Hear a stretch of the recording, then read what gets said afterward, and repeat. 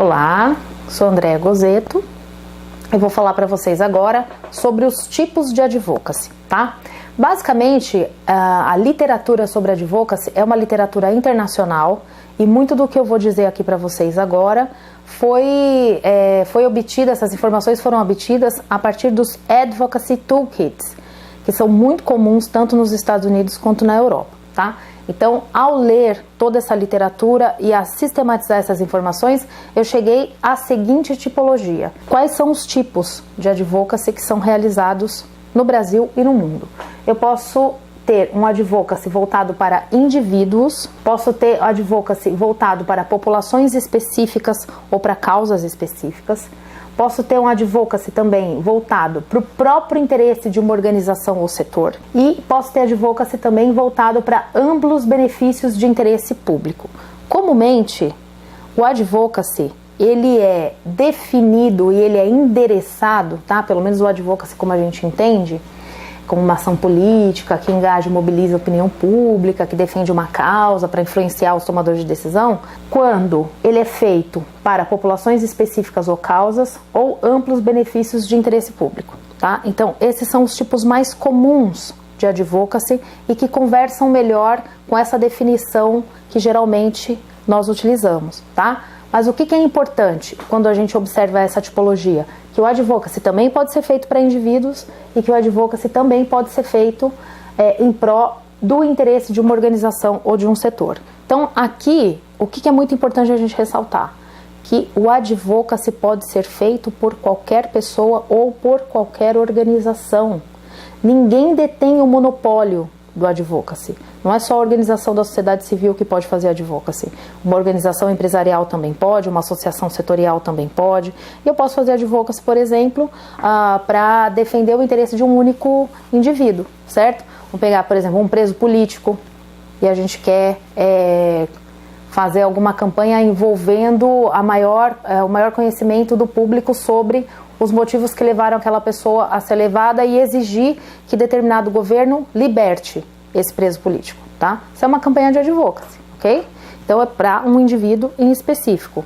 Uma associação setorial que está, no determinado momento, querendo construir um conhecimento maior sobre determinado tema que ela defende, também pode se utilizar do advocacy, desde que tenha o famosíssimo call to action, tá? Então não existe advocacy sem call to action.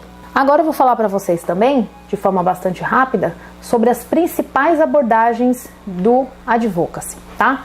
Basicamente são 3 abordagens. A primeira abordagem, o advocacy feito para as pessoas, o advocacy feito com as pessoas e o advocacy feito pelas pessoas, tá? Então nessas 3 abordagens, o que está inserido nessa discussão?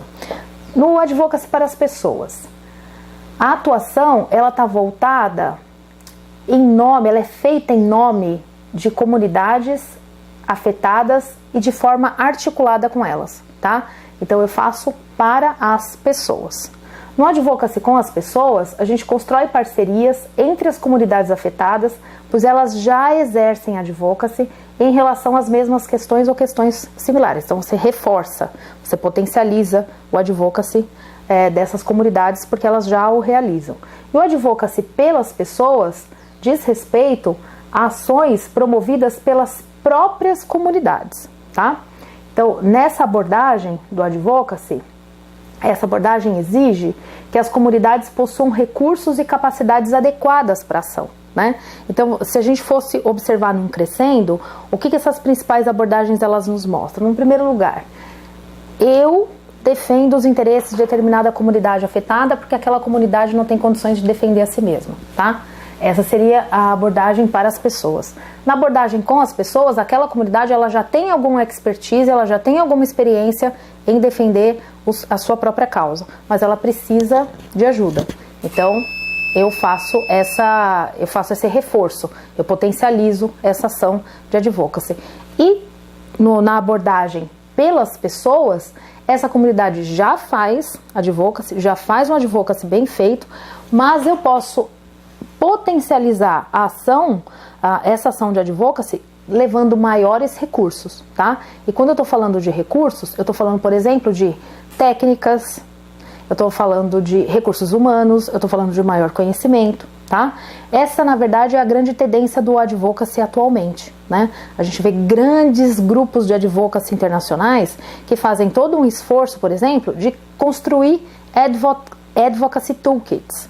A Unicef tem um kit maravilhoso, Tearfound tem um kit maravilhoso, e o único kit em português é do Tearfound, e é muito bom. Eu sugiro, inclusive, que todas as organizações que querem realizar advocacy ou já o realizem, que leiam esse kit de advocacy. Chama-se Kit de Ferramentas de Advocacy e o nome da organização é Tearfound.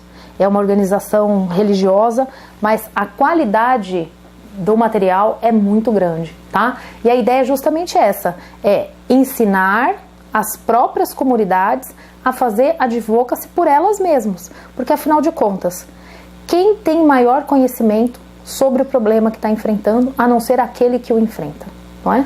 Então essa é a questão fundamental desta abordagem e essa é a grande tendência mundial, tá? A tendência mundial, então, é o advocacy pelas pessoas. Bom, no entanto, o que é importante a gente ressaltar também é que existem alguns desafios práticos, né? O dia a dia daquelas organizações que fazem advocacy, como vocês bem o sabem, não é um mar de rosas, né? Então, quais são os maiores desafios que uma organização que faz advocacy ou que pretende fazer advocacy para a transformação social enfrentam? O primeiro desafio, ter um planejamento a longo prazo. Nem sempre isso é possível, né? Às vezes a organização não consegue fazer esse planejamento a longo prazo, inclusive porque não tem recursos suficientes, né? E quando eu estou falando de recursos, eu estou falando de dinheiro, eu estou falando de capital político, eu estou falando de recursos humanos, estou falando de infraestrutura, estou falando de gestão, estou falando de liderança, tá? Uma série de capacidades que são super necessárias e que é preciso refletir antes de qualquer tipo de ação de advocacy. A primeira reflexão que a organização precisa fazer é: eu tenho recursos para fazer essa ação de advocacy? Essa é a primeira coisa, porque infelizmente não basta querer, você precisa ter recursos para executar se quiser alcançar o seu objetivo, não é? Então, muito bem. Primeiro desafio prático é o planejamento a longo prazo. Segundo desafio prático, não deixar que o alto grau de institucionalização da organização torne prioritário manter e organizar o grupo. Do que a gente está falando aqui? Muitas organizações, elas acabam entrando num processo de retroalimentação. Então, a grande preocupação dela é manter-se viva, é manter-se pungente, não é? Então, você fica tão voltado para dentro de si mesma, a organização volta-se tanto para si mesmo, que ela esquece qual que é o objetivo dela, né? Qual é a mudança que ela quer deixar para o mundo. Outro desafio interessante é autonomia. Autonomia para quem faz advocacy é muito importante, tá? Então, não se esqueçam que para fazer advocacy eu tenho que ter legitimidade para fazer advocacy, tá? E a legitimidade está muito relacionada ao grau de independência e autonomia que eu tenho, principalmente com relação aos meus doadores, tá?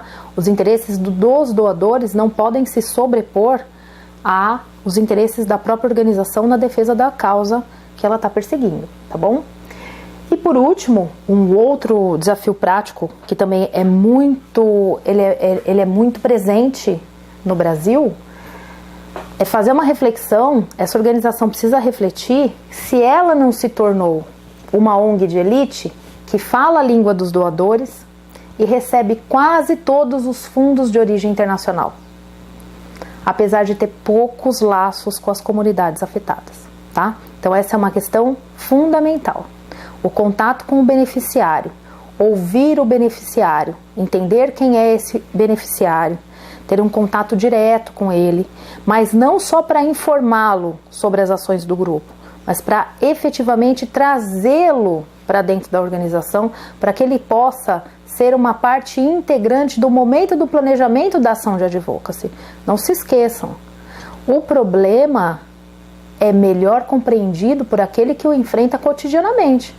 Então, muitas vezes, a gente tem muito conhecimento teórico sobre aquela questão, mas e o conhecimento prático? Quem é que o vive no dia a dia, se não aquele que é afetado, né? Então, não faz sentido trazer esse beneficiário para compor a equipe que vai fazer o planejamento da ação, esse é um desafio que nem sempre é possível realizar, tá? E como eu estava comentando, né, eu comentei com vocês que a grande tendência mundial hoje é a abordagem pelas, né, fazer pelas, então potencializar o advocacy que já é bem feito por essas comunidades, garantindo o que a elas, tá?